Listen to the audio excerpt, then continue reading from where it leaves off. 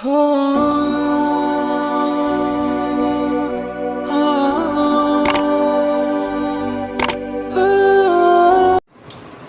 वालेकुम रहमतुल्लाहि वबरकातुहू। मैं हूं मोहम्मद अब्दुर्रहमान अल-हसनी और आप देख रहे हैं हमारा यूट्यूब चैनल डॉक्टर अब्दुर्रहमान अल-हसनी। नाज़रीन इकराम, लेक्चरार इस्लामियात मेल हो या फ़ीमेल के टेस्ट हो, इस टेस्ट के हवाले से बहुत सारी ऐसी चीज़ें सामने आ रही हैं जिन पर हम पिछली वीडियोज़ में गुफ्तगू कर चुके हैं। उन सवालात का तज़किरा किया जिन सवालात के ऊपर ये गुमान ज़ाहिर किया जा रहा है कि उनके नंबर्स जो है वो सबको मिलेंगे। अब एक चीज़ और, कुछ ऐसी गलतियां सामने आ रही हैं पीपीएससी के इन जो है वो आने वाले जो टेस्ट बन रहे हैं, इन टेस्ट के हवाले से कुछ ऐसी गलतियां सामने आ रही हैं कि जिन गलतियों की बिना पर कुछ तालिब इल्म का जो फ्यूचर्स है, कुछ स्टूडेंट्स का जो फ्यूचर है वो दाव पर लगता हुआ जो है वो नज़र आ रहा है। मैं आगे चलकर आपके साथ वो वीडियो भी शेयर करता हूँ कि जिस वीडियो के अंदर जो विक्टिम है उसने खुद अपने हवाले से क्या गुफ्तगू की, क्या कहा, वो मैं आगे चलकर आपको बताता हूँ। मिसाल के तौर पर एक जो अच्छे से अच्छा जो टेस्ट बनता है, उस टेस्ट के हवाले से जो रूल है, वो जो एक्सपर्ट्स हैं एजुकेशन के, वो ये कहते हैं कि टेस्ट ऐसा होना चाहिए कि जिनके सवालात इस अंदाज से हो कि पढ़ने वाला जो जिसकी तैयारी है, जब वो उसको पढ़े तो वो उसे तीन जो यानी एमसीक्यू जो के डिफरेंस है वो बिल्कुल ज़ाहिर हो जाए कि ये तीनों एक अलग हैं और ये जो सही ऑप्शन है वो अलग हो, उसका फ़ौरन ज़हन सही ऑप्शन की तरफ मुंतकिल हो। जबकि जो नहीं पढ़ कर गया हुआ उसका जहन फ़ौरन जो है वो गलत ऑप्शन की तरफ मुंतकिल हो और वो उसे समझे कि इस सवाल का सही जो है जवाब वो ये बन रहा है। ये एक कायदा कानून है। लेकिन यहाँ इस टेस्ट में हमने ये चीज़ देखी कि जो पढ़ कर गया या जो ना पढ़ कर गया, दोनों ने जब टेस्ट को पढ़ा तो उनका जहन फ़ौरन उसी आंसर की तरफ गया कि जिसकी जो उसका सही ऑप्शन बनता है या गलत ऑप्शन बनता है, जो भी है। लेकिन चाहे वो पढ़ कर गया था, चाहे वो नहीं पढ़ कर गया, दोनों का जो जहन है वो एक ही जो है ना वो आंसर की तरफ, जवाबी उसकी तरफ जो है वो मुंतकिल हुआ। तो ये एक इसके अंदर हुक्म पाया जा रहा था जिस पर काफ़ी लोग ये बात कर रहे हैं कि ये इस टेस्ट के अंदर ये एक हुक्म था।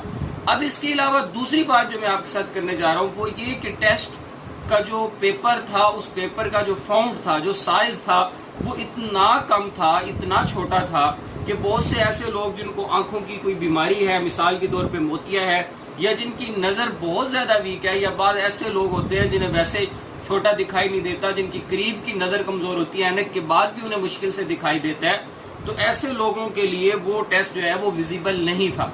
कुछ स्टूडेंट्स ऐसे होते हैं जिनका स्पेशली मसला होता है, उनके लिए कोई इंतज़ाम भी बीपीएससी ने नहीं किया था कि जिसकी वजह से उनको कोई इजाफी फैसिलिटी जो है वो मुहैया की जा सके।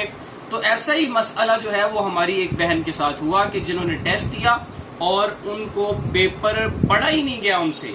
100 एमसीक्यूज में से वो कोई एक या दो एमसीक्यूज मुश्किल से पढ़ पाई, वो उस एमसीक्यूज को नहीं पढ़ सकी।